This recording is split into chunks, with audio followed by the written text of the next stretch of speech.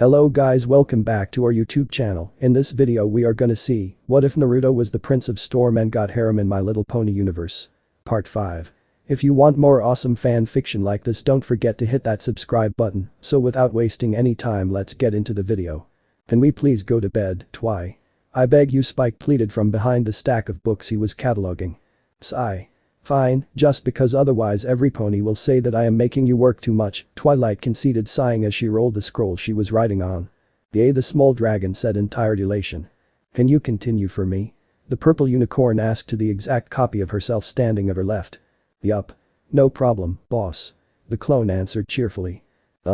This one's act similar to Pinky. I need to write this down. The clones appear to develop quirks in their psyche 1 time out of 10. This along questions about enlarging energy reserves. To summon more than one should be addressed with the prince at its earliest, Twilight muttered as she jotted down a new detail about her new spell.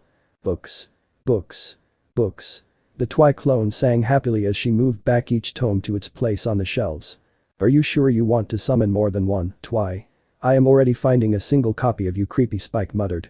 Maelstrom may be able to summon tens of thousands of them, but I aim at calling only 10, like that I would be able to get free time for my researches, while the clones take care of keeping the library in check. Twilight answered while still studying the copy of herself. With a loud crash, a body fell through the ceiling, dispelling the clone in a burst of smoke, making both dragon and unicorn shriek in surprise. The Princess Celestia. Twilight screamed in fright at seeing the wounds covering the alicorn's body. The elements. The elements. The princess said with a frantic voice. Your wing is broken, your highness. What happened? The other asked with a pale face. Nightmare Moon is back. Celestia answered as she forced herself to stand only to collapse on Twilight, making the girl groan to keep her standing. She attacked you? She asked. No, it was Nightmare King, the corrupted form of my nephew the sun, Alicorn answered with a broken voice and sobbing tone. She corrupted the prince? Twilight asked. She turned him into a monster, the Alicorn answered as the bloodlust of the Jinchuriki of Konoha in his 6-tailed form covered the whole town. He is here. Celestia shrieked as the door of the library went teared off from its hinges to let a smug-looking Nightmare Moon trot inside, accompanied by the corrupted shinobi. So you were hiding here, why am I not surprised? The corrupted princess asked mockingly. Maelstrom? Twilight muttered with wide eyes. Grrrr. The Jinchuriki answered with a soft growl. Oh, yes, the element of magic, one of the hussies trying to take away our beloved heir. Moon answered, snarling. I thought the elements had destroyed you. The young unicorn said. Oh. Those pretty gems removed us for a little time, yes. But we were still there in waiting for the right moment to reclaim what was rightfully us to take. The Alicorn answered with a pleased smirk. I see the corruption was only put to sleep. In 1,000 years that stuff had got too deep for a single shot to completely remove it, Twilight muttered. Clever. Nightmare King said, snorting. Control your instincts, she is not worthy of you. Nightmare Moon snapped angrily. Jealous? Twilight said, smirking. Why, Spike hissed while hiding behind one of the tables. TCH. A mere tactic like that won't work, Twilight sparkle. I know who holds the heart of my son in her hoof, and that is not you. Nightmare Moon answered, nonplussed. You sure? Dash is a nice contender for his affections. Well, I don't want to seem full of myself, but me and the others too are climbing pretty up ourselves. Twilight answered as she kept inching towards one of the windows while dragging Celestia with her. What are you doing? Celestia muttered. Trying to anger her enough to not notice me moving closer to the window to try and escape. She answered. She is trying something, kill her. The Moon Alicorn ordered. Raya. Nightmare King roared as he prepared to pounce on the two. Then again, I underestimated the fact she has a warrior with her. Run. The purple unicorn yelled as she and the princess had barely the time to jump through the glass to evade the prince's attack. I'll go call the others, Twi. Spike said as he hurried away. Can you raise a shield? Celestia asked as she weakly stood by Twilight's side. Yes. She answered. Can it stop a fully powered tailed beast bomb? The princess asked, worried. What is that? One of the strongest attacks of some pony holding a biju, a tailed beast, inside, and he has the strongest one sealed in his body, the Sun Alicorn said as both corrupted ponies calmly walked outside towards them. I already know that. Twilight answered. Then you should know how destructive my baby can be. Why don't you give her a demonstration, my beloved? Nightmare Moon said. Bijudama. The corrupted Maelstrom roared as the colossal beam of energy went shot out of his mouth. Booza. What the hey is that? A known voice shrieked as a long silhouette appeared before the two. Discord, Celestia said with wide eyes while watching the Draconequus grab the attack to force it upward, making it explode high in the sky and still shocking Ponyville enough to not let a single window on exploded and even uprooting several trees. Felt some chaotic energy here and got curious, are those two Lulu and Melee? Discord asked while still blowing on his heavily burned hands. Something happened and Luna returned into being Nightmare Moon, she then must have corrupted Maelstrom. Celestia answered. I see, that's risky, the Draconequus muttered while looking at the prince with narrowed eyes. What? Twilight asked. Nothing important for now. I know that I can't help you dealing with this. He answered. Why? You can't revert the corruption. Celestia asked, shocked at feeling her wound simply disappear. If I do that, the lesson won't stick. Luna needs to learn that bottling her feelings and self-doubts is not safe for her or anybody else. If the last shreds of corruption could spread once again was all because she secretly wanted Nightmare Moon to be back, to be the free woman she felt like under the corruption. The fact that she dragged her son in this is a proof that she just feared his abandonment and wanted him as close and hers as possible. No, she needs to see what she had done and its consequences to understand. Hopefully after this she'll learn to be more honest with herself and finally abandon Nightmare Moon once and for all. Discord answered, shaking his head. Then what will you do? Twilight asked. I'll give a little hand, as it is still one of my playmates we are talking about. I don't know where to find another prankster if the prince here gets banished. I'll just stop Ponyville from getting damaged and call here the other element bearers. Then it will be up to you others to resolve this, try to get through Luna before using the elements. This is all her doing, without her own will secretly aiding it, the corruption this time wouldn't have been able to take over. The Draconequus answered as a faint glow covered the houses around them, while he himself moved to sit calmly on a near rooftop to watch. And Maelstrom? Don't worry about that. You have Luna to worry about. Discord answered unconcerned as he snapped his fingers, making Dash, Fluttershy, Rarity, AJ, Pinkie Pie and Spike appear near the group. Thanks, we would have wasted time getting here. Spike said as he and the others got back on their feet after the landing. Male Dash whimpered at seeing the transformed prince looking at her without signs of recognizing her. Even the Draconequus has abandoned you, it should speak you volumes about your chances of winning, Nightmare Moon said, laughing. We still have the elements on our side, you abomination. I will free my sister and my nephew, even if it will cost me my life. Celestia answered in determination. Dash, Maelstrom growled. You want to play with her? Why not? Go and destroy her, she was the one to cause us to grow apart, trying to interfere with our perfect life together. Kill her and then return to me, okay? The corrupted princess answered, kissing her son's cheek lovingly. Yes. He answered, opening his wings wide and readying himself for a sprint. Dash. AJ yelled in horror. It's okay, it's okay. If he focuses on me, you others won't be able to use the elements, but at least Nightmare Moon won't have him backing her up. The Cyan Pegasus said, biting back her tears. Then me and the others will keep him occupied. A new voice said. Brother. Twilight gasped in shock. As soon as Princess Celestia got attacked, me and few others went to investigate and managed to overhear Nightmare Moon talk about coming here. Then I assembled as many soldiers as I could and came here with our fastest ship, Shining Armor answered. I brought them here then myself. They were being too slow. Discord added. We will fight the prince and leave Princess Luna to you others. Shining added. No. Twilight yelled. She is the one that corrupted him, right? She has him as her puppet. If you save her, then she will then be able to calm him down long enough for the elements to purify him as well. Just be fast, I don't know how long we will last, his abilities as shinobi have not been discovered fully, so we will be battling an alicorn with extra powers we know nothing about. The captain answered, shaking his head. It doesn't matter how many ponies you amass, you all will fail. But please, do wave plans after plans, so that me and my son we will be able to tear them to pieces along your weak hope. Nightmare King. Destroy them. The Dark Mare ordered, making the Berserk Jinchuriki fly forward with enough power to destroy the street behind himself. Shield up. Layers. Shining Armor yelled as more than 24 horns flared up to create a layered bubble around the group. Brah. Maelstrom bellowed as he moved through the barrier like a bullet of howling red energy, with a sound similar to breaking glass, making the group scatter, but nailing both Shining and Dash in his charge, blowing both back. Dash, Shining. Celestia and the others screamed. Join Captain Shining. Me and the others will deal with her. The Sun Alicorn ordered, making the various soldiers hurry to intercept the prince. While the kids play, what about finishing our old issues, sister? Nightmare Moon asked, amused. This time I'll be sure to completely eradicate every trace of you from Luna's mind. Celestia replied, snarling. Then come and get me. The Dark Alicorn said in glee as a wide wave of darkness shot out of her horn, making princess and remaining elements scatter. With Shining Armor, Dash and the royal guards. The transformed alicorn was silently hovering above the group, with his luminous eyes reduced to thin slits as Dash and Shining huddled together to prepare. You are his main target, Dash, but you and the other elements are also the ones that should know him better. What can I tell us about him? Shining asked. In this state. He is using the power of a creature the humans sealed in him years ago, since the beast could not be stopped by any other means they needed to imprison it somewhere. Him. Dash answered. What kind of power is that? An ear unicorn asked. You are? Blessed Horn, I am the magic expert of my squad. He answered. That's human magic, relying on an energy called chakra. I am not Twilight, so I don't know about the details, but I know this, in that state he has nigh infinite stamina and almost impenetrable skin. Define impenetrable? Shining asked. He told me that last time he got like that, before he and the creature inside him become friends, a sword said to be able to cut through everything failed to even scratch him, and now he is using even more power than that particular fight. Dash answered. So in hard shell attack power?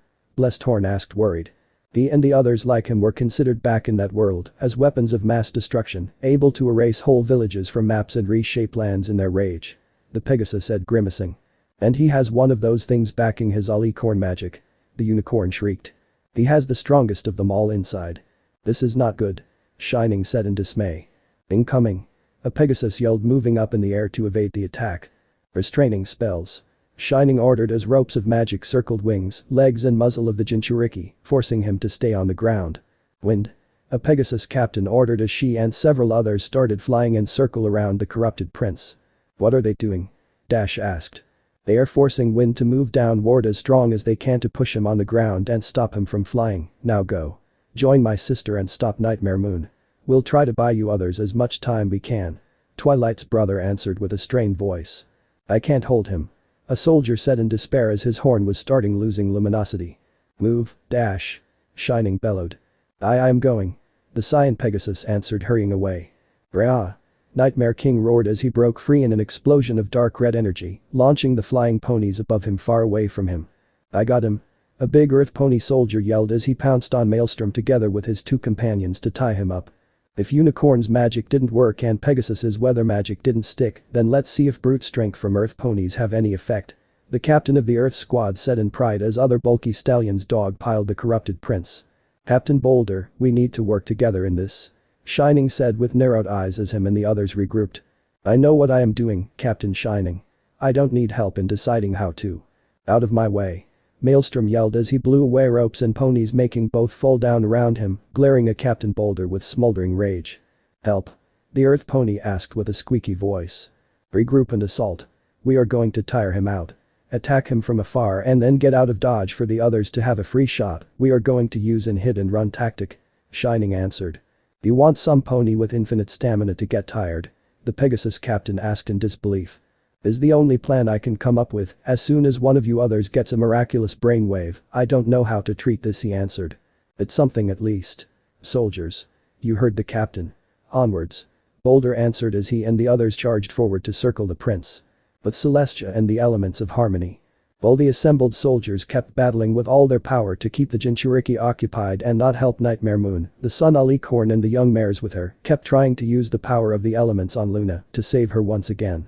The problem was that last time the corrupted princess was using most of her powers to keep Celestia confined on the sun, but now she had her whole magical core, focusing on fighting the group only. NNNNGH. The Sun Alicorn groaned as her shield kept being rattled mercilessly by Luna's beam. We need to attack her now that she is distracted. Twilight said. As if I forgot about you others. The Moon Alicorn said, smirking. What the hey? AJ gasped as something impacted with her body. Before coming here I took the time to charm some shadows. Do they look familiar? She asked mockingly. Hi.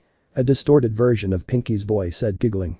In front of each element bearer was now standing a copy of themselves. The only difference was that the copies were only colored in shades of gray and had shining red eyes. Copies? Rarity said with wide eyes.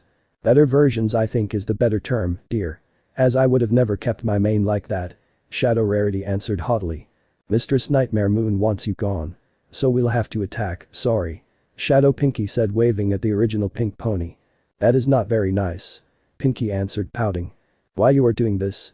Dash asked in anger. To remove every obstacle between my reign and me. Luna answered, dodging Celestia's spell and flaring up her horn. In answer to that, a whole chunk of the street got uprooted and thrown back at the Sun Alicorn that answered by blasting an hole in the wide slab of rock to fly through it to tackle the corrupted Alicorn. Destroy those copies. I will deal with Luna. The princess ordered as she pounced on her sister to pin her down. Destroy the elements. Do that and I'll let you take their place. Fail and you all will cease to exist. Nightmare Moon ordered as she pushed the Sun Alicorn away and started a new beam war with Celestia while exchanging bullets of condensed magic in a long series of explosions.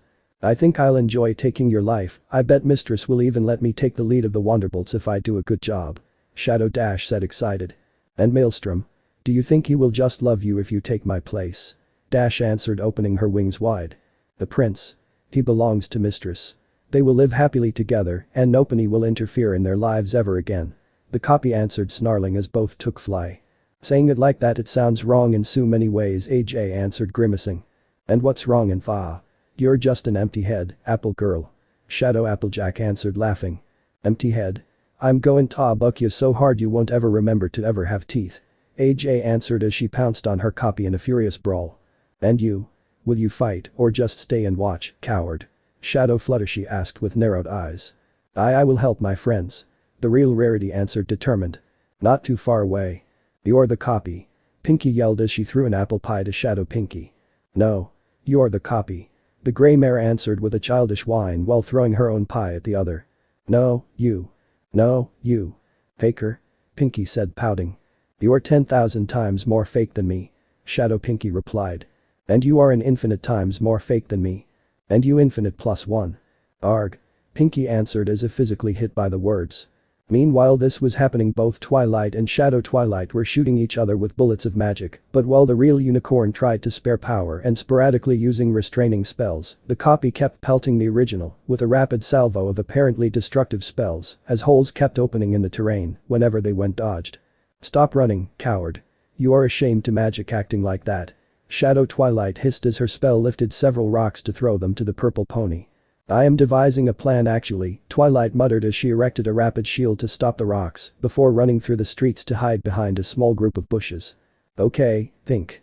Luna can't have just charmed some shadows, she must be keeping them feed with her own magic. I personally can't cast that rapidly or so many spells in rapid succession without even a hint of fatigue. It means that while they are copies of us in personality, the power comes from Nightmare Moon. She muttered, watching as two streams of light, one rainbow-colored and one completely black, kept streaking in the sky at ludicrous speed, only to briefly meet halfway in small explosions of sparks whenever Dasher, her own copy, moved to kick the other. Her ability at magic manipulation is incredible. Doing all this while going hoof to hoof with Celestia at the same time shows an astounding talent and magical reserves, but how to counter this? The unicorn said in dismay. By admitting defeat, of course. Nobody can defeat Mistress, she is just too perfect. Shadow Twilight answered from her position on the wall. Hack. The young mare barely had the time to dodge before a new spell could hit her, the attack drilling a deep hole on the ground. You think she is just too perfect? I got it. I need Rarity's help. Twilight said as her horn lighted up for an instant as she ran away. Come back here. The copy of the unicorn yelled as she gave chase. But Celestia. This is going too far, Nightmare Moon. Stop this foolishness. The Sun Alicorn said as her shield finally gave in under the continuous assault. Never. I shall rule on this land. Luna answered as she managed, to discord in Celestia's shock, to lift a whole house with her powers to throw it at her sister. Okay. I had not thought she could do that. The Draconiqua said in disbelief as he moved away to evade the huge bullet. Arg. Celestia cried in pain as she was forced to block the construction from falling down, but leaving her open for Luna to hit her.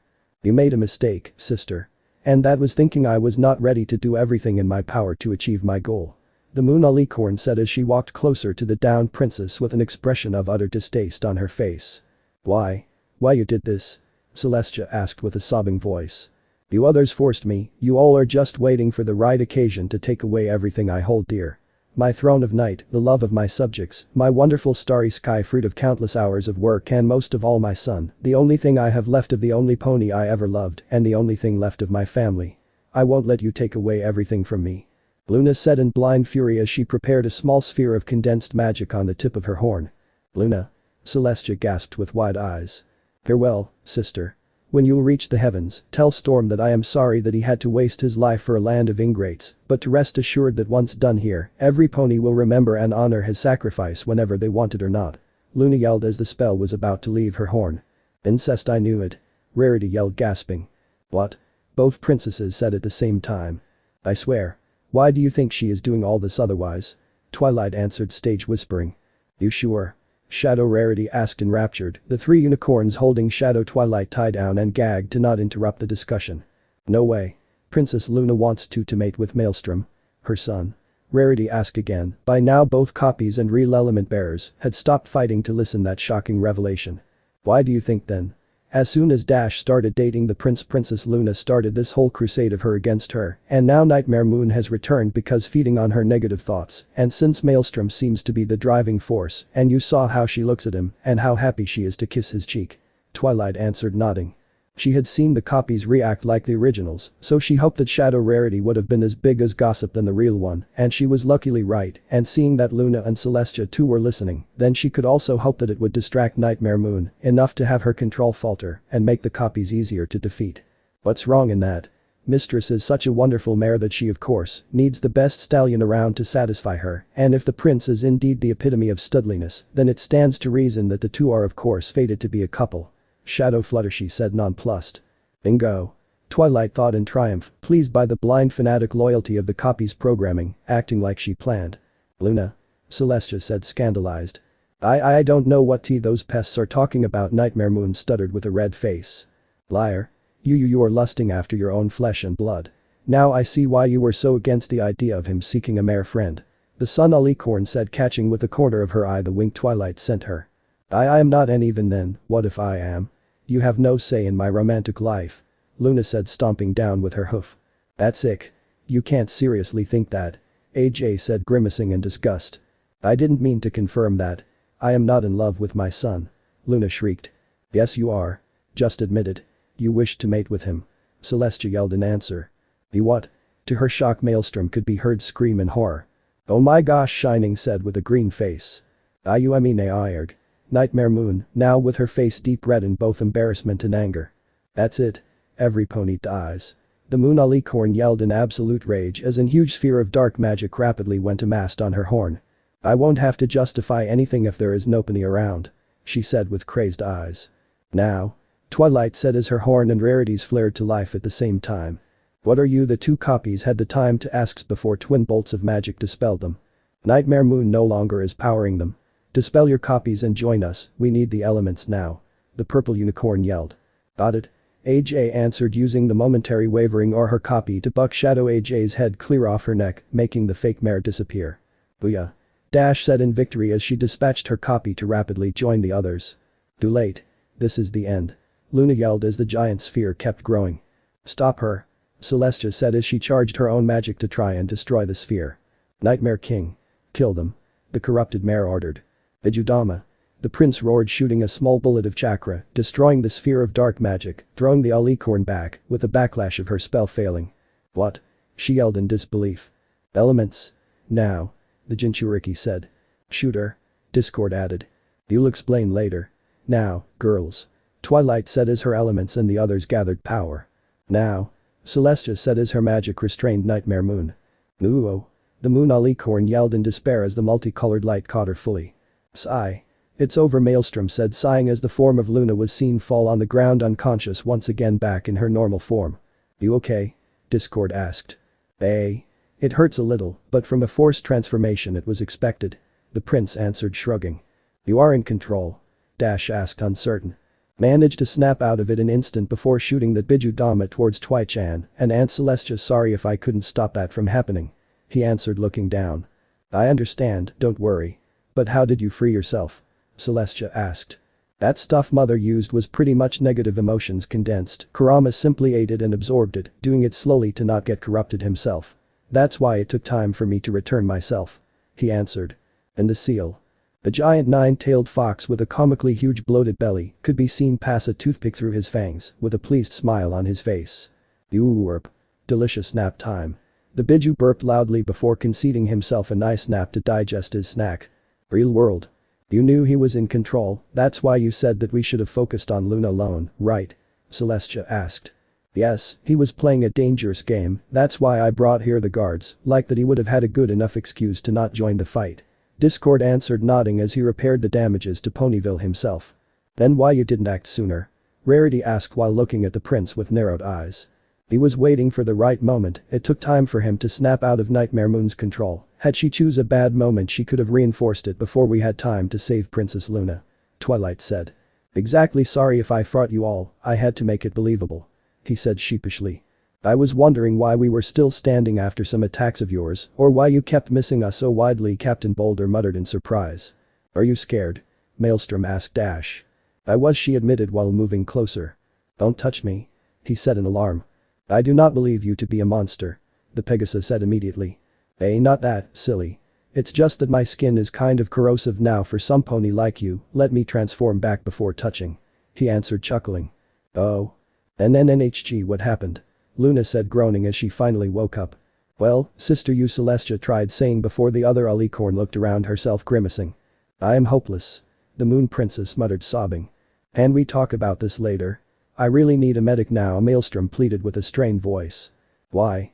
Are you wounded? Fluttershy asked worried. No, if this form is forced it kinds of put a big strain on the body, sorry, but I need to turn back, just don't be scared. He answered as he rapidly returned to normalcy, making every pony looking at him blanch at his state. Aye. Luna screamed at the top of her lungs at seeing the male's alicorn body being covered in burning marks everywhere and with some so heavy to have whole sections where the muscles under the skin out to be seen. I ask you to not get scared, Maelstrom said smirking before collapsing on the floor. A week later, Ponyville Hospital. The sobbing wreck was what remained of Luna after a whole week of hospitalization of her son, even the news that thanks to a combined effort of Celestia, the element bearers and the various guards present during the fight, now everyone thought that some mysterious creature had took the appearance of Nightmare Moon and just kidnapped the real Moon Princess before corrupting the prince was consoling her. Put me back on the moon, Selly. Put me back there. She asked between sobs. Stop saying such a thing, sister. Celestia said gently. I destroy everything I touch, every pony I love is destined to die because of me, I can't stay with other ponies, I am not worthy of it. She replied in despair. Princess Fluttershy said with a sad expression. I am a monster, Luna muttered hiccuping. Oh, for goodness' sake. Will you stop the pity party? I don't hate you. Maelstrom answered with a tired yell. It took the prince just a day to wake up and discover he had been covered in several layers of bandages by, as he was later told, several squads of medics, as no one could finish bandaging him without getting sick by the level of damage he had been subjected to. And although at the beginning Pinkie Pie, Spike and Dash had managed to light the mood by christening him Pharaoh Mealy thanks to his mummy-like appearances, now he was once again trying to have Luna understand that he was not hating her for what happened. But I turned you into a monster. The mare answered, nuzzling him. You are not yourself, sure, I don't like having you others see the bad side of being a Jinchuriki, but it's not like I could pretend that to never come up. But it is not your fault. He answered sighing. That's what some pony like you looks like when he loses control. Fluttershy asked. Not exactly, that is a form a Jinchuriki can take voluntarily, and if the vessel and the Biju are willing to cooperate, the thing is not as damaging as it was for me, but both this time and the ones back in my past, it all happened against my will, once when Kurama tried to influence me into breaking the seal, and now with Nightmare Moon and her corruption. I am sorry. Luna said distraught. Me too, brat. For those times, Kurama added sheepishly. That's okay. A week or two and I'll be fine. Maelstrom answered. Then sister, please take care of him. For the love of harmony, Luna. I am not going to banish you on the moon again. Celestia answered groaning. I can't put myself there, I would be tempted to come down then, I need to be banished there. The Moon Alicorn answered. Then it means that you don't want to go there, princess. It means that you want to remain here. Twilight said. But then I will hurt every pony. Luna answered. Sigh. Fine, I'll ask A and Killer B if we can use the Falls of Truth, so I will help you deal once and for all with your doubts. Maelstrom said, shaking his head or trying to, no matter the bandages. Falls of Truth? Dash asked curious. A special waterfall that can be found on a place called Island Turtle. The waterfall itself is peculiar in that by sitting on the platform at its base and concentrating, the person pony is transported into their mind. Once there, the waterfall becomes a mirror which reflects one's true self. This is the first step in the training regime to control the tailed beast. But dealing with her inner self and eventual inner darkness should help her defeating it for good, so to stop Nightmare Moon from coming out again. Maelstrom answered. And you think I can do this? The Moon Princess said, uncertain. I'll be there with you. He answered, smiling. We will be with you, all of us. Celestia said, making the other girls nod. Please don't leave, I know how it feels to know you have a mother, but being unable to spend time with her, it's painful. Dash asked. How do you know? Luna asked back. I was born from the law of refusal. My mother was not exactly expecting to have me out of her one-night stand with my almost married father, she just wanted to sleep with at least once. She answered looking down. Sigh. That's why I insisted to have that half-forgotten law being removed, it only caused pain whenever invoked, but at the time it was a necessary evil to ingest willingly. I am sorry you had to suffer from it. The Moon Princess answered. Can I stay with him, your highness? I want to build a family with him one day, one where the parents are there and love the colts and fillies with all their heart, Dash asked with a pleading tone. No. Why? Everyone else asked shocked. Let me finish, you brutes. Luna said with a sad smile, surprising Dash by hugging her. Ooh, the girl moaned with watering eyes. Do you feel it?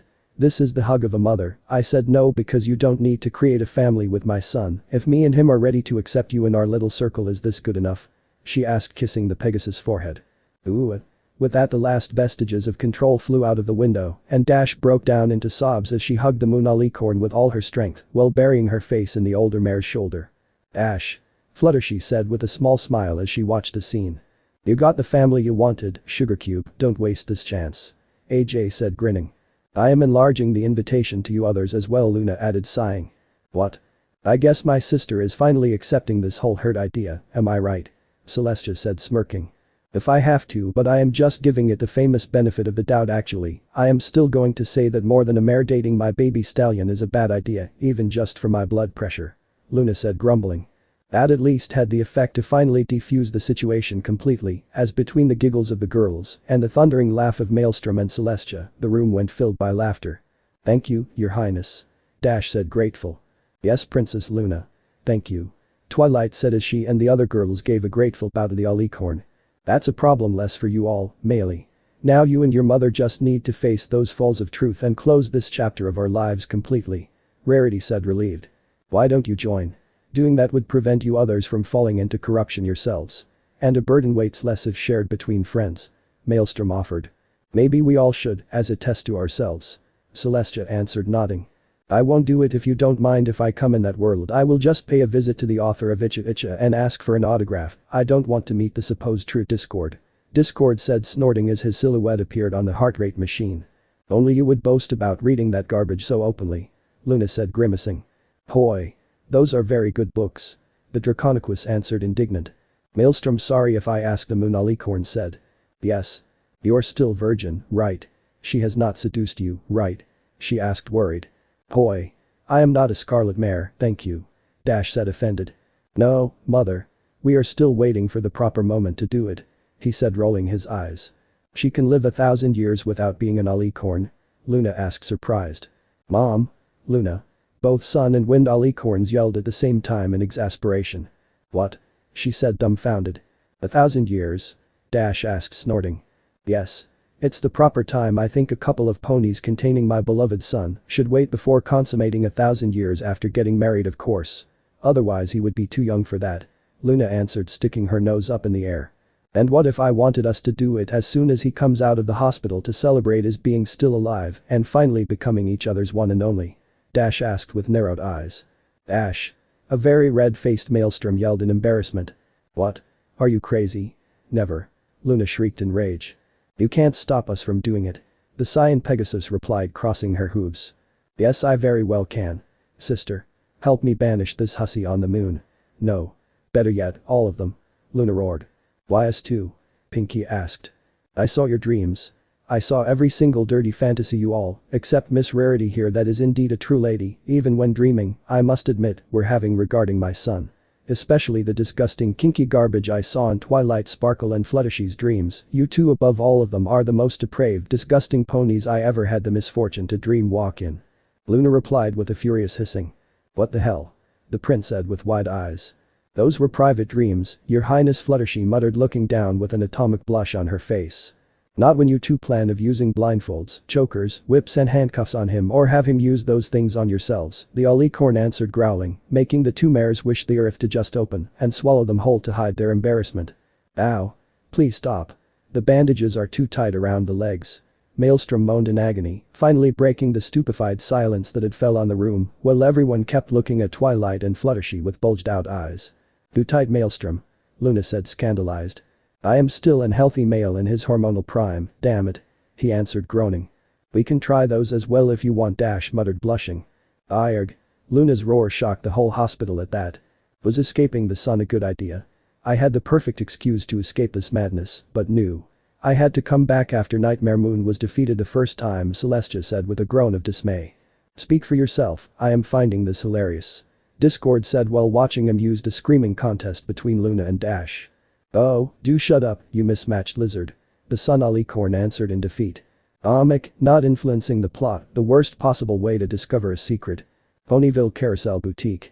Maelstrom was waiting for Rarity to open the door. He had a serious trouble he needed his friend's help to resolve, and he knew he could not ask the other girls about, especially since the whole herd was the main component of his troubles. How do you celebrate the anniversary of the birth of something like that? It was not a single girlfriend he had to make happy, but a whole group of it. How can a man, with admittedly limited experience in that sort of things, hope to come out alive? Hence why he was desperate enough to discreetly pick the lock to enter, because he knew she was inside and he'd desperately need her help. Consequences be damned. Beep. He will respect the consequences. Dear God, action have consequences. Oh, my God. He yelled with bulged out eyes as soon as he saw her. What are you doing here? The door was locked. Rarity shrieked. Who the fuck cares about the door? What are you doing? He yelled back. It's not what it looks like. She tried saying. So you are not wearing a leather corset, mask and stilettos heels, Maelstrom said slowly. You have not a riding crop, a burning candle and a paddle with blunt spikes held in the air by your magic, he continued saying, backing away towards the door. You see, the thing is that it was all because we were curious, and you know how things develop sometimes when some pony gets carried away, the fashionista stammered lamely.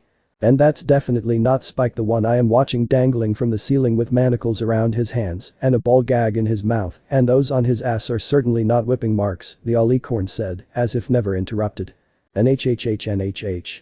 Spike answered, nodding. Please don't get the wrong idea, Rarity pleaded, ashamed. No. I think I am getting just the right idea about this now. I think I have to pay Big Mac a visit to him and his reserves of cider. I'll stop drinking only when certain that I won't even remember my name. I at least hope you came up with a safe word, Maelstrom answered as he hurried out, slamming the door closed behind himself. I am never felt such shame in my life, Rarity muttered looking down. Eat eater. Spike said groaning, trans. Me neither.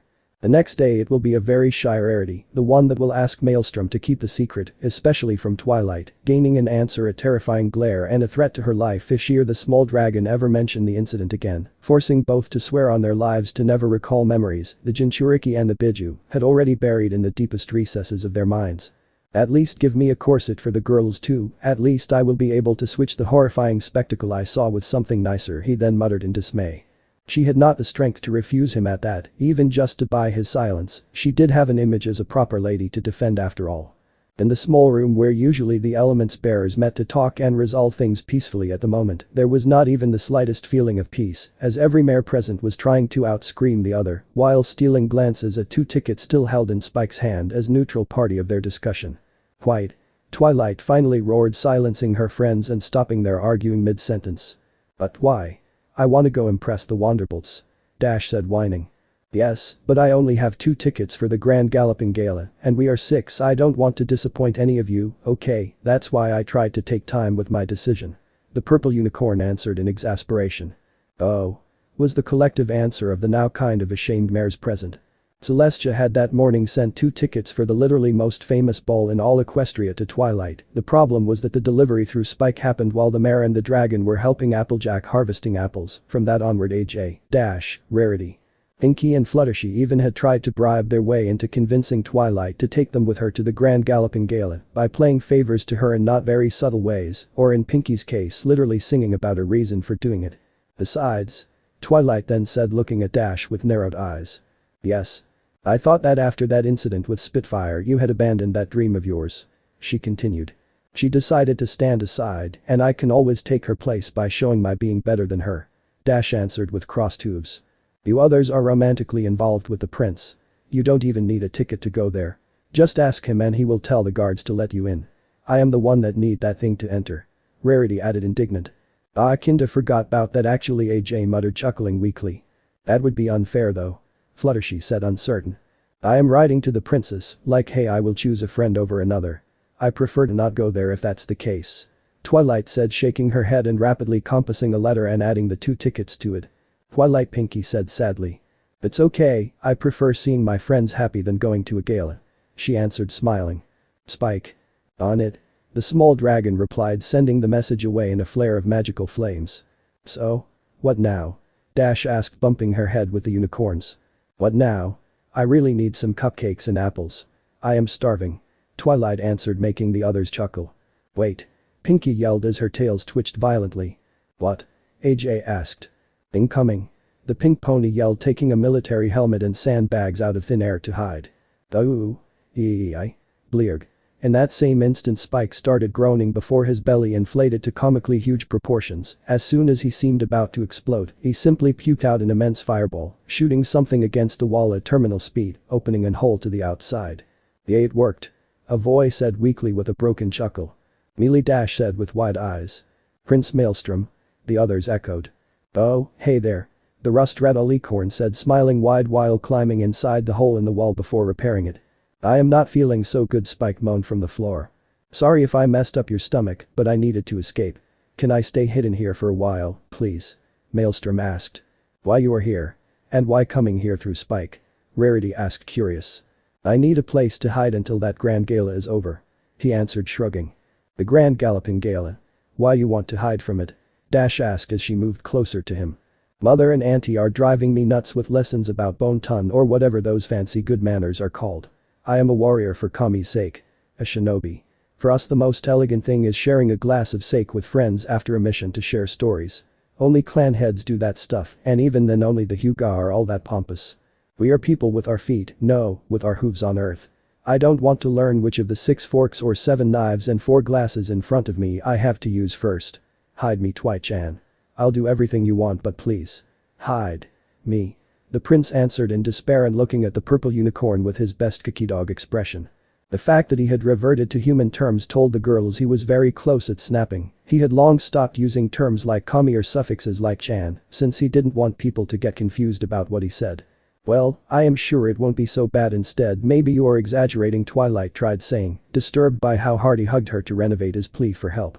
What's this? Pinky asked as she noticed something resting on the floor near the wall the alicorn had flew through. No. Don't look at those. The only stallion in the room yelled in horror. 6 tickets. The princess says that you should have just asked for more. We can all go. The pink mare said excitedly. Yes. The mares yelled as one in happiness. Ooh. Maelstrom answered in pure sorrow as he curled into a ball to cry. Come on. Don't he like that? We all will be there together. If you think there will be only stuck-up mares and stallions, at least you'll have us to talk with. Dash said, nuzzling her cold friend with a gentle smile. And, darling. That should be your element now, sophisticated company and important figures, better starting now to get used to them, Rarity said with a malevolent gleam in her eyes. What? The stallion said, taking a step back. Now that I think about it, your name does have some pretty great weight in the right circles, right? The fashionista said, moving closer with a frightening smirk on her face. Gulp. Maelstrom could only swallow loudly at the other mare's hungry gaze as they developed the same light in their eyes. Yep. You can help me then. You can talk them into trying the products of the apple family of Ponyville. You would do that for your mare friend AJ, right? The farm mare asked while leaning closer to nuzzle him. We are friends, I am sure you will tell them how good I am at creating dresses. Rarity added, showing fangs that by norm should not be in an horse's mouth. It would be an awesome party. And I know my best friend Colt friend will help me making it even more awesome, right? You will help little Pinkie Pie-chan, right? Pinky added as she nibbled his ear with her cutest pout. You can introduce me to Princess Luna and Celestia's pets in the royal garden, can you please do it? Fluttershy asked as she too nuzzled the prince. I don't, the stallion stammered as his back went pressed against the wall as he looked at Twilight for help. Don't look at me. I had to go through that myself all day, not going to switch their attention back on me. The mare muttered, shaking her head. Hooves down. He is my stallion first, and he will first help me joining the Wanderbolts, and then, if he has a spare minute and we are not having fun together, maybe he can try and help you others. Dash answered, turning the momentary smile of relief on Maelstrom's face into a deeper frown as her own request wormed its way in her words. Run, you fool. Kurama screamed from the seal. Beep. Taiju Kage Bunshin no Jutsu. Massive shadow clone technique, the Alicorn prince answered before an army of clones erupted into the small library to cover the real Maelstrom's escape. Did we scare him? Pinky asked, confused. I think we did, dear. Now what? Rarity asked, huffing. Hello. Boss says that he admits defeat, he will wait for you others at the gala and be done with it. That and to dress comfortable other than nice as there is not a too strict dress code, the thing should go well into the night, so do not sacrifice comfort for excessive fanciness, a lone clone said peeking inside from the open door. I'll keep that in mind, thank you. Rarity answered with a grateful nod. Tell him that I will show off some leg, at least he'll have something nice to look at. Dash said grinning. I'll let him know. The blushing clone answered dispelling. You're a temptress. Twilight said chuckling. I just know my stallion. The other mare answered. Okay. Enough chit-chat. I will need time to turn you others into something presentable, to the Belle Boutique. Away. Rarity said as she hurried out. Turn you others into something presentable, how nice of her. Dash said with a sarcastic tone. Batman-style scene transition with Rarity's face on it. Night of the grand galloping gala outside the royal castle. It would have been a good idea. Twilight said with a frown. And I am with you, arriving with a fairy tale carriage dragged by white horses would have made a wonderful impact. Rarity answered sighing. I seem to remember that it was your cat that scared the mouses turned horses away. Dash added while glaring at the fashionista. My little opalescence just misunderstood the situation, she answered, clearing her throat. Good thing you convinced those two to help us. AJ said, pointing at the two heavily panting, almost unconscious from fatigue, stallions that were trying to not collapse and at the same time appear as dashing as they were when Rarity convinced them to drag the whole thing to Canterlot. The fact that they were drenched in sweat and shaking did ruin the effect a little though. Thank you for helping us, Mr. Clover and Mr. Caramel. Futtershi said with a tiny smile. Ooh. Pant. It was wheeze. Nothing hard. Hard intake of air, do this every day to keep in shape. The stallion with a clover-themed cutie mark said, puffing out his chest. Me too. Pant. I bet I can drag it back to Ponyville by myself with how light everything was, Caramel added. We'll keep that in mind, thank you. Bye. Rarity answered uninterested as the group of mares walked towards the castle. Can we collapse now? Lucky Clover asked as soon as the element bearers were far enough. Oh, Celestia, yes. Caramel answered, making both faint instantly and at the same time. Canterlot Castle. While the element bearers were moving closer to the palace, the Moon Alicorn and her beloved son were already helping Celestia and greeting the guests that kept arriving in hordes, eager to thank the two sisters for the chance to take part to the gala. The Alicorn prince, although, was desperately fighting the urge to bolt out and hide in the Everfree forest until the thing was over, but at least he managed to convince Luna to not force him to wear a dress, but the scaled, bulky armor with both sun and moon crest on its chest area under the flamed cloak he usually wore when on duty as guard, although both that and the Konoha forehead protector he was wearing on his forehead had been shined to be blindingly sparkling. I swear, any more of this and I'll go 6 tails on their flank. Maelstrom muttered in dismay. We barely started, my dear. Have strength, we need to support to each other if we want to survive the night. Luna answered as both plastered their most convincing smile on their faces as a new guest neared them. You just want to stop Celestia from whining about us abandoning the gala, leaving her alone at the guest's mercy. That too. The thing I don't get though, how did you two convince Discord to play nice and not prank the whole gala? He asked. He is away at the moment and will return only late tonight. Luna answered. Where did you send him? The book presentation. The Moon Alicorn said, smirking. Meanwhile, Konoha, time flow adjusted by the princesses to finally be parallel with Equestria just for this reason, Old Leaf Bookstore. Good evening, tonight we are all here together to have a group reading of my latest 2 books. Icha. Yandir Goddess and Icha. The sexy Umbra Wizard. Thank you for coming. Ino said proudly at the huge gathering of fans in front of her that immediately started applauding at her in adoration. Yay. I love you. You are the greatest. A rather strange man with mismatched clothes and a goat-like beard was heard saying, squealing while clapping harder than anyone else. Back in Equestria. Princess Luna. Your beauty knows no bounds, and tonight especially you are dazzling. The mayor said with a mellifluous voice. Thank you, dear, you two are wonderful tonight. She is opera prima, Maelstrom. Owner of one of the biggest art galleries of Manhattan. Luna answered, introducing the woman. My pleasure to make your acquaintance. The prince answered, kissing the offered hoof. Ho. Such a powerful pair of eyes, my dear, I almost felt overwhelmed for an instant. I bet my daughter could go crazy in trying to reproduce them on canvas for days. Opera said with a courteous laugh. You have a daughter? Maelstrom asked, with only his mother catching the sarcasm hidden in his words. But of course. My dear Opera Magna, she is a genius of an artist if I can say so myself.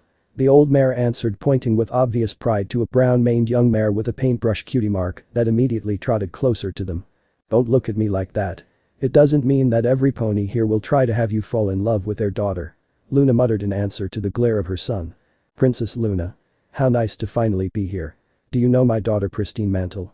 She is just coming out of a tragic breakup with her cult friend, so I hope this little Gala would help raise her spirit. I hope you won't mind if I took her here with me. An ear stallion wearing an expensive monocle and top hat said, hurrying closer to the moonalicorn. This means nothing. The Night Princess muttered, ashamed as Maelstrom's glare hardened. I hope you won't mind a little distraction.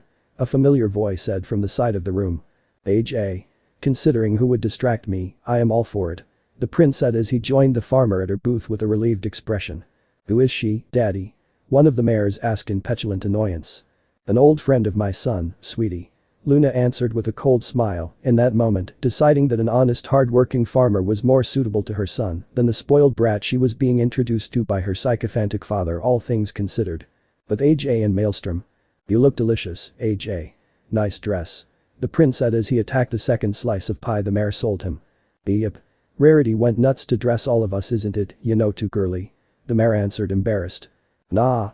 You are one of those lucky ponies that can look good no matter what they wear, but where are the others? He answered, chuckling. The others? Let's see, I saw Pinky try to join the dances. AJ said, unsure. I fear she won't find a lot of people ready to join her, people here are kind of stiff in that regard. Maelstrom answered, worried. I tried to tell her, but she went all the same. You know how she is. She is just Pinkie Pie. He said, laughing. Yep. For all we know she may manage Thashakiam a little. AJ added, laughing along. God knows they need that. And the rest of the group. Twilight is with Princess Celestia. I think Tha Princess desperately wanted Tha have Twi clothes. I can relate to that. I don't think I will remember half the names of who I have met here at the end of the day, and yet most of them think I will walk down the aisle with their daughters or sisters in the case of the most daring. Really? The mare asked as she glared at the mares looking at her stallion with hungry eyes. I am young, they think that I am another spoiled colt easily bought with a show of legs or flank. Honestly, I find it offensive. Maelstrom answered, shrugging. And you prefer my flank to theirs? AJ said, smirking. Yes. I mean no, I mean is that apple cider? The prince answered immediately before blushing and trying to change subject. Yoo-hoo-hoo. A kiss for a pint. She answered, chuckling. Ooh it. I like those prices. He answered, smirking as he kissed her cheek before taking his drink. Hoi hoi. Hooves down. Dash said with a joking glare as she took the stallion's side. I'm just a flirting, Dash, keep your feathers down. AJ answered, huffing. I know. Just kidding. The Cyan Pegasus answered, laughing. You others look stunning, by the way. Gorgeous. The blonde stallion said, circling her with a low whistle. Oh. Thank you. It's just the first little thing that came out of my dresser, ho ho ho ho. Dash answered with a theatrical haughty laugh. Dash. Male. An own voice said happily. Soren. What you doing here? The prince answered, smirking and bumping hooves with a Wanderbolt. Me and few others are the chosen squad to entertain the guests. It's that apple pie. The Pegasus answered, excited. Homemade and filled to the brim in deliciousness. Want some? AJ answered proudly. I'll take the whole thing. Me and Fleetfoot are starving, that high-class stuff fills you just like hot air would. Soren said. There you go. The farmer answered, accepting her money and watching the whole pie in her hooves disappear in an instant as a Fleetfoot-shaped blur flew away with it. Hi Mail. Hi Dash. Pie. Goodbye Mail. Goodbye Dash. The disembodied voice of Fleetfoot said rapidly in the half-second time it took him to arrive, grab the pie and then leave. Yep. He is starving. Maelstrom said, grinning. Hey Dash. Me and the others have our own VIP area, want to join us? Soren asked. Spitfire is there too? The prince asked, curious. Yep. That's nice to hear, but I'll have to decline. Dash answered. What? Both males said with wide eyes. Be okay, Sugar Cube. Do you need to sit? AJ asked, worried. Hoi. I am a great fan of the Wanderbolts, and even the rocks know that, but I have other things to do. The Cyan Pegasus answered, nonplussed. Which is? Maelstrom asked. Dance with the prince and make every pony watching jealous, of course. Dash answered, smirking. Oh. Now we come second. I have never felt so much shame in my life. Even Rainbow Dash herself is snubbing us now. Soren said, chuckling. Why don't you join Fleetfoot, oh great drama queen? I can see your friend devour that pie whole by himself from here. The prince answered, snorting. Don't you dare, you greedy fool. Soren bellowed as he hurried away, leaving behind the laughing trio of friends.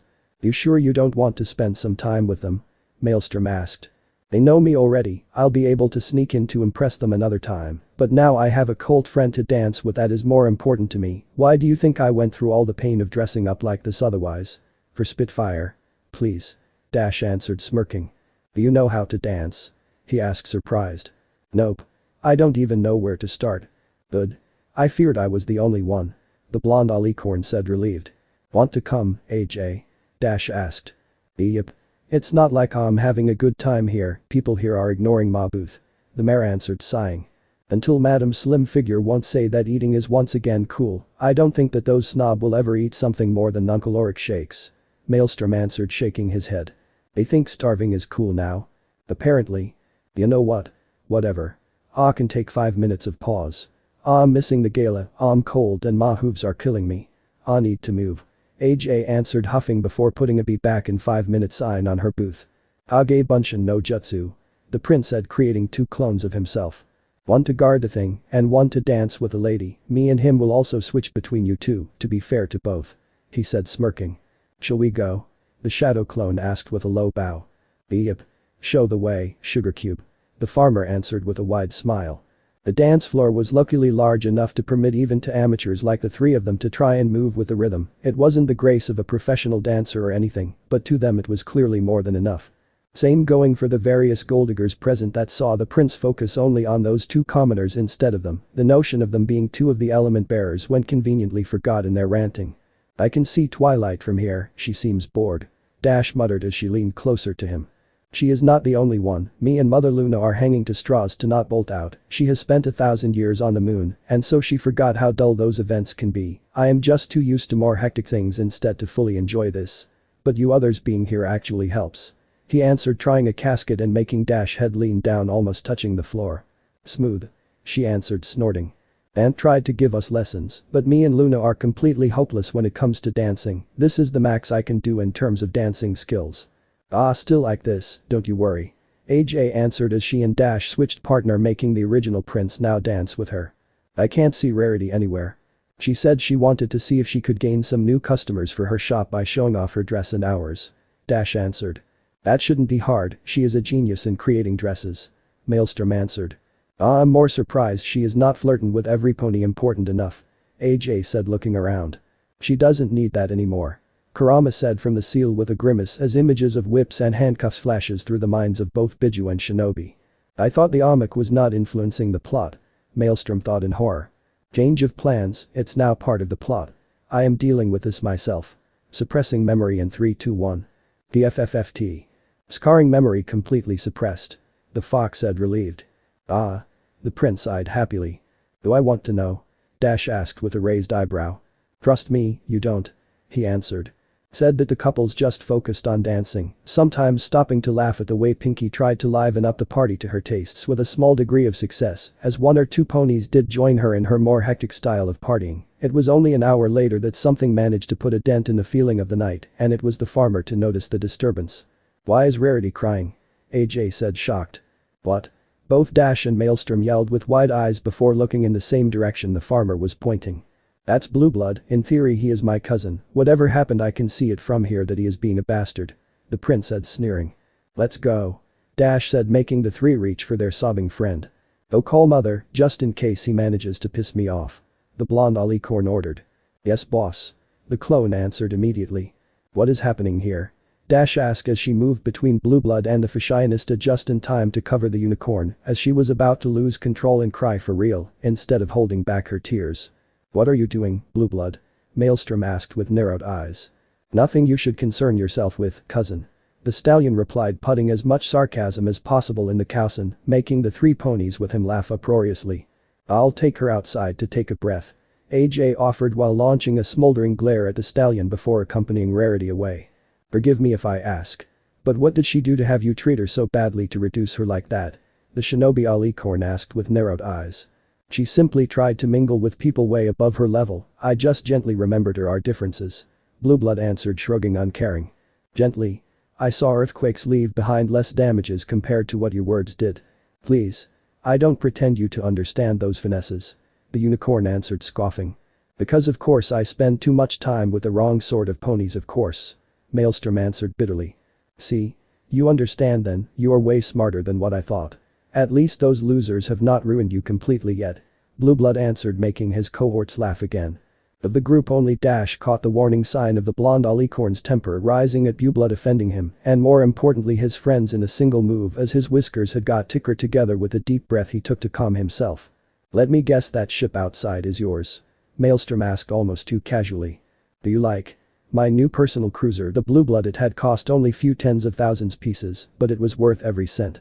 The stallion answered in pride. "Tens of thousands? Do you know how much I can do with those money?" Dash muttered, shocked. "Surely make sure you appear like a girl instead of a wreck, missy. Or you are a boy. Sorry, I can't tell."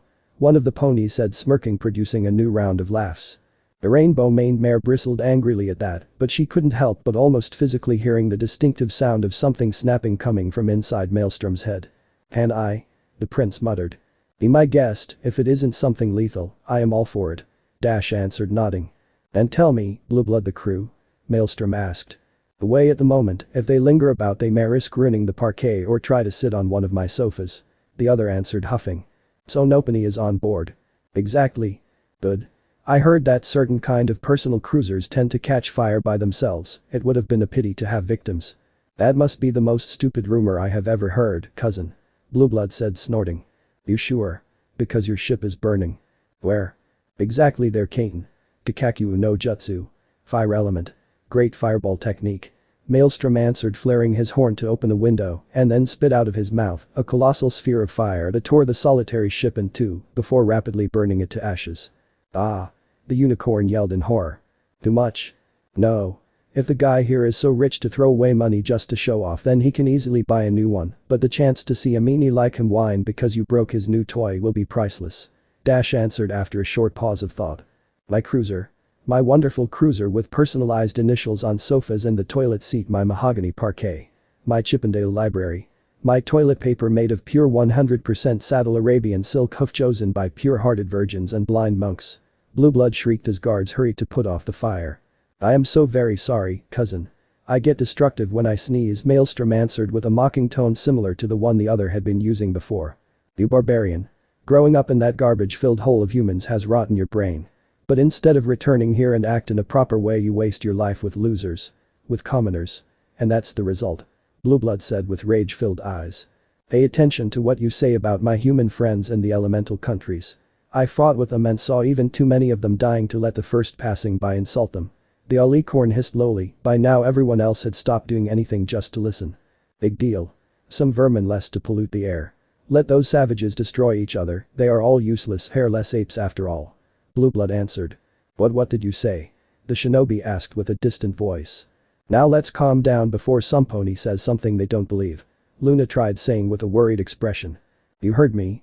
You are a mistake. You shouldn't have returned, you shouldn't even be here now, this is not your place and never will be. You are not one of us, you are just a malformed creature that should have been left rotting with the other useless, dirty, stupid humans. And if some of them even befriended you, then those one especially are the worst of their kind." Blueblood answered, almost foaming at the mouth. "Oh, God," Celestia muttered in horror at seeing the blonde alicorn's eyes dull considerably in color. Wham! Maelstrom's answer been instantaneous as he gently stomped down with his front right hoof, creating a dull echo and a furious tremble that silenced everyone and everything in there as deep cracks covered the whole floor, the walls and the ceiling, and had the windows rattle furiously enough to have cracks appear on their glass as well. When the surprising earthquake stopped, every eye moved towards the source of the shock, and immediately after those same eyes grew huge and filled with fear at their first taste of true killing intent of their lives. It awoke everybody's deeply buried evolution-driven fear, all caused by the huge predator in the room that was actually in the mood for dismembering and devouring the unfortunate prey that had the misfortune to drag said predator's full attention and ire on themselves. Because deep inside Prince Maelstrom's eyes, now red as blood and with slitted pupils, no such a thing as mercy, compassion or patience could be seen, but just anger of the purest and most primal kind, all directed towards his cousin, and if the ponies present were feeling rooted in place just by observing from afar. Few of the presents were wondering how it felt to be the sole target of all that fury. "Now listen well, you filth," the blonde stallion muttered with a growl heard by everyone, showing how his mouth was now filled with the same sharp fangs normally found on beings like dragons, ursas or timberwolves. Blueblood tried saying before a new roar eclipsed his words. "Silence!" Maelstrom bellowed in a tone bordering on the monstrous and making the whole castle tremble once more. "You insufferable, miserable bastard. Have you any idea of how many died in that garbage-filled hole of humans you said was the place that I have been sent to? Do you know how many lives I saw getting extinguished thanks to over-glorified assholes like you that thought they could do with the others as they pleased, do you know? He yelled. No, Blue Blood muttered while shaking his head wildly and backing away. Then don't you dare insult the one I grew up with, don't you dare talk badly of the people precious to me that I have left behind to come here. Do not disrespect the sacrifices me and the others had to endure to bring peace in the elemental countries. We bleed, cried, cursed, screamed in anguish at seeing everything we hold dear getting destroyed, and we were proud when we managed to salvage just few scraps, until you come down from the pedestal you have put yourself onto. Don't talk to me ever again, do not look at me, until you will have understood how much shit you have just spat in order to appear like a fucking godsend. Maelstrom growled with a snarl. Oh, okay cousin, okay, the other prince said, nodding rapidly. Good. Learn some manners while you are there wasting time in parties and cruises like a spoiled shit. It will help you to not have a list of enemies long enough to circle the planet 5 times over. No one likes a self-centered idiot. Try to have some real friends for once. Because I know that deep inside you can be a decent pony, and I would like to really know you. Okay. Oh. And a last thing, should you have the balls to insult my human friends, my pony friends, Konoha, Ponyville or the elemental countries as a whole like that again, or even just try to seek revenge on me directly or through the others, because I dared insult you, well, the prince then said, before leaning closer to Blue Blood to whisper in his ear. Now the scared audience could not hear what the blonde stallion was saying, but they all could see the reaction Blue Blood had, especially since in the complete silence of the wide room, the faint dripping sound of the stallion peeing himself could be heard clearly along his heavy swallowing. Now go before I do something I will regret. Maelstrom said before walking towards the gardens and leaving the pasty white Blue Blood move with shaking steps in a corner of the ballroom, where he collapsed down to sit on the floor, sweating heavily and with wide unblinking eyes. Play that music, it's all okay now. Luna said calmly before joining her son outside, making the orchestra return, with some difficulty, to their music. Outside gardens. You okay? Dash asked as she sat near her cold friend. I ruined your night, eh? He answered looking in a faraway point in the sky. No. If ever, it was that idiot to ruin your and Rarity's night, mine got bad just because a self-centered fool angered my stallion. I was having a good time before that happened. She answered leaning her head on his shoulder and moving her wing on his back. Boy, is there place for another girl. I'll want to console ma stallion as well. AJ asked as she sat at Maelstrom's other side. Always for you? He answered shaking his head. Don't let that mean bag o' hot air ruin thaw night. He just said a bunch of stupid things he probably doesn't even think himself. The farmer answered bumping his shoulder. At least you defended me, sure it was not a very refined way, but I still got my honor avenged by seeing the prick lose bowel control. It's still something. That brought some light in a rather dull, bad night. Those ponies wouldn't recognize good taste, even if it falls on their heads. It was a waste of time coming here in the end. Rarity added as she and Spike joined the trio. Feeling better? Maelstrom asked. Once she adjusted her ruined makeup, yes. Spike answered snorting. The lady should always appear at her best. The fashionista answered huffing. Then you were wasting your talent, Rarity Bell. Those ponies are not worthy of it. Luna answered as she sat close to them with a sigh. Sorry for my outburst, mother. I'll learn to rein my temper. The blonde alicorn answered. Just remember that we others know the real you and are actually grateful of your human friends for fighting by your side. And honestly, after all he said about your friends here and in Konoha, I am more surprised about him getting away just with a threat. I personally was about to throttle the fool for what he said about you now and before when he thought I couldn't hear him. You just had beat me on giving him a proper answer. The moon alicorn answered smiling. Is he jealous? Dash asked. Pretty much, Maelstrom here as my son is the first in line to inherit the throne of night, while Blue Blood is way lower than him. And I guess his mother never saw the usefulness of spanking him when he was younger. Being noble is not just holding a title, but holding oneself in a manner befitting high-class society. Don't concern yourself with what those people may say today. By this time tomorrow almost every pony will just remember this as a quarrel of two cousins. I hope you are right, the prince said with a new sigh of dismay. It will happen unless some kind of disaster of unimaginable proportions strikes the Gala in the next 10 seconds in such a big and outstanding way to totally eclipse what happened between you two, so that nobody will even remember it in the first place, Luna answered. As if that will happen. You are going to love me. In that moment Fluttershy's madness-filled voice resounded everywhere. How much time has passed? Maelstrom asked with wide eyes as every animal of the gardens could be seen enter the main room of the Gala in a frenzy of horror, chased by a crazy-looking Pegasus hot on their heels. I said that you will love me and you will. Whatever you like it or not. The normally shy girl bellowed as she followed the animals inside. Enough. This party is boring. A party can't be boring. Pinky's mad growl echoed as the first barrage of her infamous party cannon shooting a dozen shots per second gave start to the scared screams of every guest inside. 8.3 seconds. Luna answered weakly after checking the time. Shall we run away in shame like cowards? Dash asked. I don't know, what do you think Twilight would say in this case? AJ asked back. Run away in shame like cowards. Twilight yelled as she ran past the group while dragging Pinky and Fluttershy behind her through magic. Now, girls. I don't think that it will be, Maelstrom tried saying before turning away from watching the horde of escaping guests to see the element bearers already turning into tiny dots in the horizon. Necessary, wow, nice sprint that. He muttered in awe. The long escape later Joe's donut shop.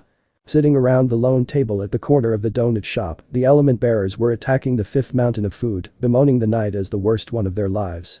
It could have been worse, at least I didn't make a fool of myself, Dash said happily as she kept eating. You had your prince distracting you at least. I just wanted to mingle with some high-class ponies and got treated like dirt in answer, ugh. And they call themselves nobles. Feh.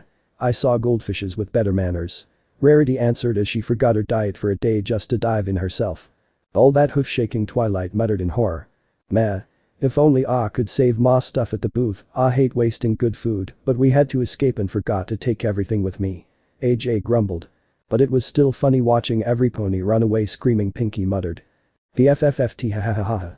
As one, the group of friends simply melted into laughter at the memory of their comically bad night, happy that at least they had been there together. Do you think the princesses will be mad at us? Fluttershy asked. I hope not, but they won't be happy either. Twilight answered sighing. I am happy instead. Thanks to you the thing finished a lot sooner. I just love you, girls. Maelstrom said ecstatic as he, Luna and Celestia entered the shop. What?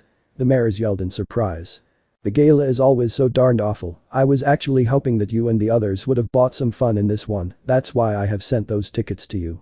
Celestia said with a gentle smile on her face. You should have told us about your master plan though, sister. At least Normie or my son would not have been so utterly bored. Luna answered shaking her head. I thought that you still liked them as they were. The son Alicorn answered shrugging. What about Blue Blood? Dash asked. Some pony had just thrown her own earful at him before we tracked you down. I am pretty sure he learned his lesson and he should soon write you a formal heartfelt letter of excuses, Rarity. The prince answered. And about you? The fashionista asked. He said that until I promise to stay as far away from him as possible he won't bother me. He added that he was sorry for what he said while blinded by anger and that he never really believed in half of what he told me. He answered. You understood his stuttering? I couldn't get a word right. Celestia said surprised.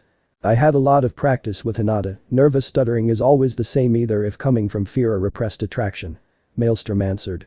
Very well, since we are done, do you mind if we join? The buffet may have been stylish, but we are still starving thanks to the guests never leaving us alone for a minute to eat something. Luna said, eyeing the mountain of donuts every once in a while. We would be honored, your highness. Twilight answered smiling as the others made room for the three alicorns. Thank you, but it's getting late, so to excuse me for my using you to liven the gala, I offer the guest rooms in the palace for the night. Are you okay with this? Celestia said, trying to ignore the kind of undignified way in which Luna and Maelstrom kept wolfing down donuts at her sides. Really, we can sleep in the castle, Rarity asked in wonder. If you want. Maelstrom answered. In separate rooms. Luna added with narrowed eyes. Luna, Celestia said, sighing in defeat. Later that night, Maelstrom's room. As the prince was preparing himself to go to sleep, he heard a faint knocking at his door. Upon opening, he could see a very red-faced Dash rapidly bolt inside to sit on his bed. What's happening? He asked, worried. I had been thinking, the mare answered while looking down. Yes. Tonight it had been magical, incident with Blue Blood aside, I liked to dance with you and being the only thing you focused on.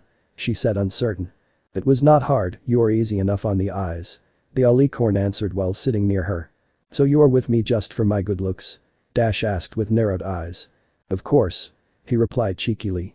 Oh, well. At least I know I am not the only one then. The Pegasus answered, making both laugh. Seriously, are you okay? Maelstrom asked as soon as the two calmed down. I wanted to close the night the good way. Dash said. The good way? I think I am ready. She answered as her face returned, being furiously flustered. Dash. Are you sure? You have nothing to demonstrate. The stallion said, shocked. I am not doing this because I have something to demonstrate, but I want to cement the fact that we are together, that I am yours and that you are mine. The mare answered with her voice losing gradually volume until it was just a whisper. I will always be yours. He answered, kissing her cheek. Then prove it to me please. She answered. Sigh. Give me 10 minutes. Maelstrom answered with a nervous eye. Why? This will be our first time. I may be dense in romantic things, but even I know that for a girl this is important. Let me organize something more romantic please. He answered. Oh. Thank you. I'll take a shower in my room in the meantime. Dash replied with a small smile while kissing his cheek. I'll be back soon. He answered, bolting out, intended to find Rarity and ask for suggestions. He just hoped Luna won't hear about this. Anterlit Royal Castle, Celestia's room. The moon and sun alicorn had teleported inside the wide room as soon as the door they were casually eavesdropping from was being opened by the running stallion after following Dash to see where she had been going. Are you sure you are okay with this? Celestia asked, worried. Sigh. I can't pretend to always control every aspect of his life. Facing myself in those blasted falls of truth showed me how bad I can become if I don't calm down. Even if it pains me to think that he is becoming a stallion, I can try and console myself with the idea that he won't abandon me altogether. Luna answered with a suffered sigh and gladly accepting her sister's hug. He is doing it with the girl he loves. They are both sharing something really precious, and by the looks of it, it will just be the first step towards their future relationship. Celestia said gently. So she will be my future daughter-in-law. The moon alicorn said, flinching. Probably. But it is still a very important moment for both all the same. Do you really want to stop them? To ruin it? Sigh. No, I would have hated had some pony interrupted me and Storm the first time we did it. It was such a romantic moment. I gave my first time to the man I loved, and he did make sure I would remember it as my sweetest memory, Luna answered with a fond smile. See? For your son this is the exact same. The first time a couple mates is always the most romantic, and more often than not, it cements the couple as a strong one. Both of them are not just giving in to lust, but just sealing the deal. I know. Being the overprotective mother is funny and all, but even I have to step back sometime. Luna answered as she walked outside. Where are you going? Celestia asked. I am going to give my touch to his room to make it romantic enough. Do you remember where we put that dozen scented candles we took for my midnight bath? The moon alicorn asked. Yoo-hoo. Wait, I will help you, otherwise you'll exaggerate like always. The Sun Princess answered with a soft laugh. Later that night may contain suggestive images. It was happening. Dash could hear her heart thumping deafeningly in her ears as her lover kept kissing her all over her body before diving hungrily in her most sacred place with gentle licks and deep suckling. Male. She whimpered as warmth kept amassing in her chest. Yes. It's so intense. She gasped out. Good. Enjoy it, my dear. He answered before returning to his job. She never before noticed how actually bigger he was than her, longer legs, bigger body, bigger wingspan. What if he will be unsatisfied with her? What if he saw that she was not good enough? He said that it was the first time for him as well, but what if it was his first time as a pony only? Maybe as an human he already did it and knows what to expect, and if she fails, will he leave her? Stop putting yourself down. I won't leave you. The prince muttered as he moved to cover her neck in kisses. How? I can recognize the signs of Rainbow Dash having self-doubts now, and I am determined to show you once and for all who is my most beloved mare. He answered, kissing her. Really? Really, Dashy. Ready? Be gentle, she muttered while looking at his thing as it poked her. It will go inside. Will it fit? Will it hurt? She thought before he started moving forward. Aha. She gasped at feeling her body part to let him inside. It's going to hurt a little, hold me and then tell me I can move again. He whispered before waiting for her nod. Remember to control yourself at the beginning or the pain won't recede. Kurama suggested. AGK. The rainbow-maned mare yelped as she felt him go all the way, tears streaming down her face as something inside her got pierced, making her whole body burn, as if a piece of her soul had just been shredded. I am here. I love you. The prince muttered, kissing away her tears. I love you too. She said with an happy smile. Ready?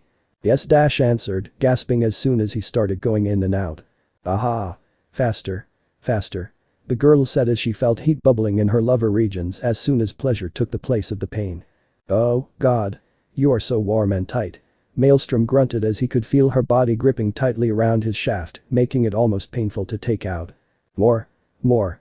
Dash bellowed as she threw back her head to moan aloud. This is so different, Dash, I can't stop. He whimpered as gained even more speed in his thrusting as he desperately needed release. Do it. I am close. Something big is coming.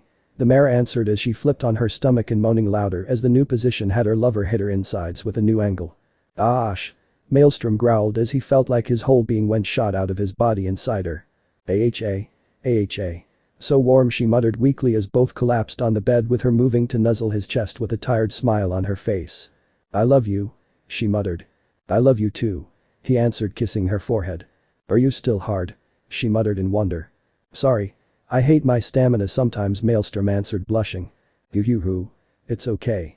Let me catch my breath and then we will continue, okay? You sure? He said, gulping. I need to excel, so I'll do what your friends wrote in her books and pump you dry. Dash answered with an husky tone. Ash. A very horny Maelstrom could only gasp out, pouncing on her. Beep. The girl squealed as the now out of control Alicorn moved to systematically drive her insane through pleasure. Maybe citing those books was not such a good idea. Hage Bunshin no Jutsu. The stallion yelled. Change of plans, it has been an awesome idea. Est. Night. Evere. Dash squeal could be heard for kilometers that night, surprising everyone that could hear. Sorry for the poor adult scene, but I wanted it to be more on the romantic side to reflect the fact that it was Dash and Maelstrom's first time, the others will be more on the lemon side, promise. Meanwhile, down here there is an omic written like that to appease the more dirty-minded of you XD. Thank you for reading me. Trivia. The title of the two Uchiha books are titles of two fanfictions. The two authors are TREMOR 230 for Sexy Umbra Wizard and User 627 for Yandir Goddess. I love your stories, guys. Omic adult content. A girl's first time should always be romantic normally, but apparently Dash and Maelstrom are not normal. Panterlit Royal Castle, Celestia's room. Are you sure you are okay with this? The son Alicorn asked, worried. I can't pretend to always control every aspect of his life. Facing myself in those blasted falls of truth showed me how bad I can become if I don't calm down. Even if it pains me to think that he is becoming a stallion, I can try and console myself with the idea that he won't abandon me altogether. Luna answered with a suffered sigh and gladly accepting her sister's hug.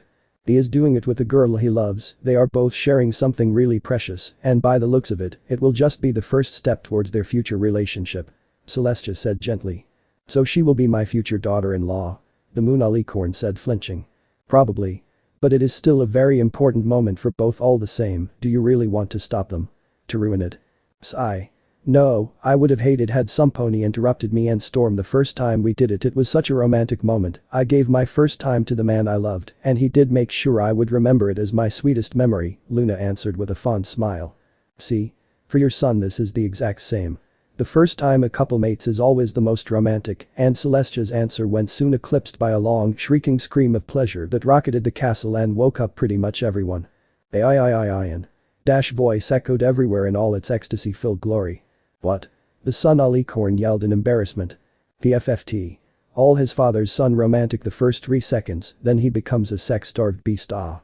So many wonderful memories. Luna said, snorting before melting into a long sigh as she shook her head at the past memories. A sex-starved beast, Celestia shrieked with wide eyes. Why do you think he was called Storm, sister? For his talent with wind? Nope. Because he used to take mares by storm and turn them into puddles of goo during mating. It took an Alicorn for him to meet his match. And yet, even after our wedding, I had to keep beating other mares away with a stick to keep all the goodies to myself. Luna answered proudly as the screams of pleasure kept filling the whole castle. The son Alicorn answered with a strangled gurgle of horror. I wonder if he too will have the same fixation for sticking it in the flank like his father used to. I hope not, since physically speaking an Alicorn is kind of bigger than a normal stallion by default, and yet his father could match those measurements all the same in that department. But if Maelstrom got that gift too from Storm, well. Then I hope Miss Dash won't have anything to do tomorrow, or at least that they have a bottle of baby oil at ready. Luna muttered to herself. Ah. Celestia answered with a very green face. The answer of Dash, though. Oh, Celestia. Yes, Mail more. I can feel you fill me up with your thick censored. She could be heard screaming at the top of her lungs as the faint thumping noise of a bed slamming against a wall increased even more. Oh, God. The son Alicorn groaned in dismay. How far is his room? For us to hear the bed slamming against the wall, Luna asked, curious. Luna. Stop beepizing this horrible thing. Celestia yelled in disbelief. Well, who knew my little rainbow had such a dirty mouth? Well, use it more then, Dash.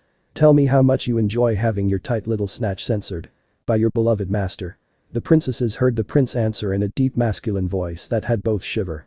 Aren't totally his father's son. The Moon Alicorn muttered, impressed. Yes, master. I love it. Please don't stop pumping in me. F censored. Me any way you want. This body is yours. I want to feel you flood my insides. Celestia instead she simply could not comprehend how her beloved nephew could ever say those things, while the thumping if possible grew tenfold in both speed and ferocity, making her regret her snooping around the falls of truth and discover her supposed true self indulging in crazy, dirty lust-driven mating with the golden form of her nephew, with her double howling and moaning in apparent bliss at each thrusting of his. But she had to wonder what the other elements bearers were going through, since their rooms were very close to Maelstrom's one. With AJ. Wow, that's some bucking going in there, the farm mare muttered in awe as her ear was glued to the wall. Twilight's room. I don't get it, the purple unicorn said while rereading her book and at the same time listening into her friend's activities. On the book cover stood just the title on white background. Dummy's Guide to Kegel Exercises and More. Reach a 3 hours long orgasm in 10 easy steps. Fluttershy's room. I won't pleasure myself while listening to dash, I won't pleasure myself while listening to dash, I won't pleasure myself while listening to dash. The mare kept repeating like a mantra as she buried her head under her pillow while begging her own wings to stop stiffening at each screaming orgasm of her friend. A pinky right outside Maelstrom's door. Gyrating, bouncing. Okay, seems easy. Then oh. He likes to bite on the mane to pull the girl's head back and go deeper. Got to remember to use a good tasting shampoo, then the pink mare said while taking notes and spying from the keyhole the activities inside. Rarity's room. Guess who will be the one screaming between us instead? The unicorn asked, snapping her whip. Oh, please no, mistress. Spike begged from the corner of the room. Don't worry, I silenced the room. Nobody will hear your screams other than me. Rarity answered with a wicked smile. Please let me go. The dragon pleaded again. No. I am aroused and you will help your mistress in dealing with it, I know you enjoy it yourself, you disgusting pervert. She answered, stealing a glance at his crotch with a fanged grin. I want to stay in character and seem forced, but the flesh is weak, Spike admitted ashamed as his mistress loomed closer covering him in her shadow. Back with the princesses. Oh sweet harmony. Why they are not finished. Celestia said groaning. With his stamina. Not likely, sister. Now silence. I want to hear my son once and for all establish his status as the studliest of the studly studs. And show why no pony will ever be worthy of him. Luna answered, hushing her. Okay, the son alicorn said, looking at the other with a worried look in her eyes. Well, dash. If you are such a naughty mare I will use every inch of your tight body till I'm watching my seed pour out of every hole you have, the prince answered, making every girl in hearing distance, element bearer, guard and princess alike, snap their wings up stiff instantly at hearing something like that coming from an usually goody two-hooves like Maelstrom. That's dirty, a random guard muttered to her companion in the rounds, neither of the two surprised by their instinctive leaning closer to listen better. Wait. Why are you pulling it out? Where are you go?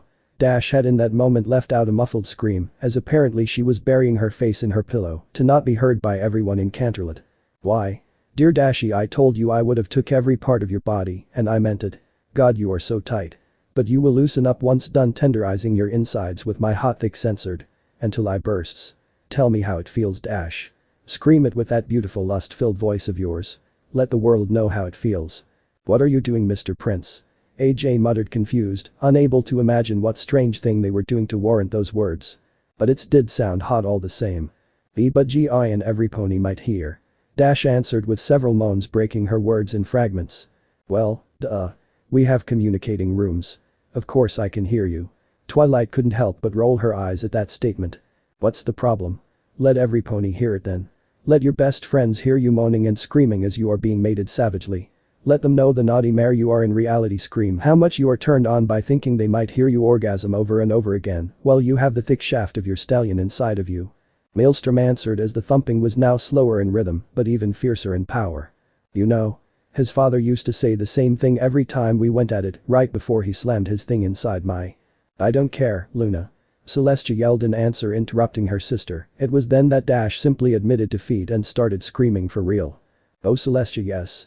I want them to hear. Oh girls, it feels so good to have my Maelstrom F me like a slutty mare. His C is so thick and hot it feels like it is splitting me in two. Right now he has me on all fours with my flank up in the air as he is effing it. He is effing me up my tight once virgin flank and I love it. I can feel him stretch my tight flank to fit his hard D and I want more. I want him to flood my dirty little flank with his C till it is pouring out on the bed. Twilight. AJ. Pinky. I'm seeing.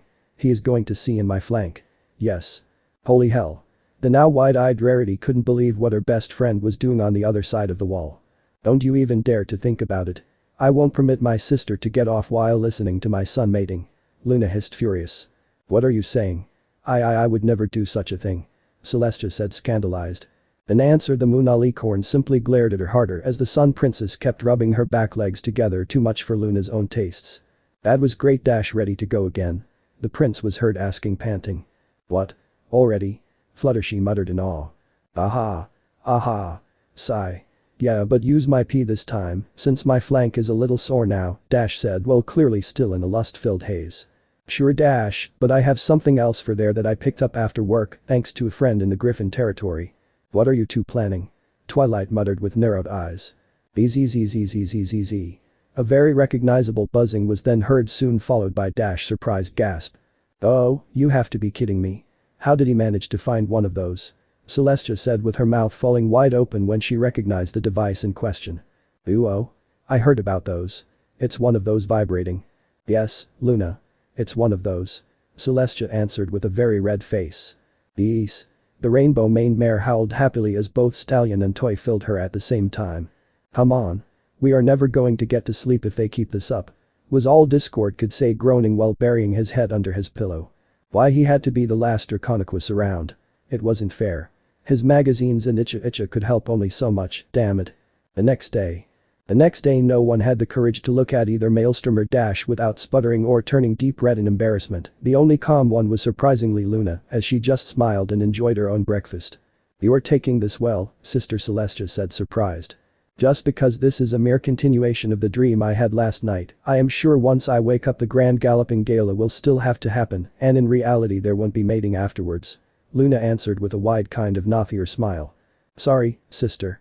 Celestia said sadly as she stomped on Luna's hoof, making her shriek in pain. Ouch. That hurts. Wait. It hurts. This is not a dream. The moon alicorn asked with wide eyes. The word you are looking for is Luna. The sun princess applied with a worried tone.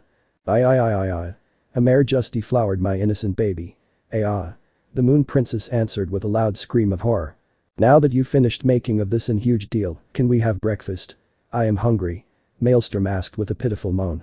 You can have some of my apple juice if you catch me meaning. AJ said as she leaned close to him. Nope. Choose me. I am sure I taste sweet. Pinky said as she took his other side to nuzzle him. You him? Oh my, I am here as well, Fluttershy said with her lowest voice yet. Darn it. Respect the line. I will be the first one to get boned. Twilight said, huffing. Nay. He will pork me first. AJ answered, roaring. You know what, fuck it. I'll deal with this myself, but then I won't be stopped from eating my own body weight in muffins. Maelstrom roared in rage as his horn flared in energy. What are you, Eep? Yelled as an army of Maelstrom clones pounced on her and the others to drag them away. I'll be gang-banging those pests into silence if you need me, Rarity. The prince said as he personally took away. Okay, the fashionista answered weakly. Bang bang thud. Luna shrieked before collapsing in a dead faint. Lanaya. Celestia yelled, startled. Easy to say, no one managed to have breakfast that day, for a reason or another. Chapter end. Alright, that's it for today's video guys. Let me know in the comments section how was the story, and also don't forget to like, share and subscribe. I will meet you in another video, peace out.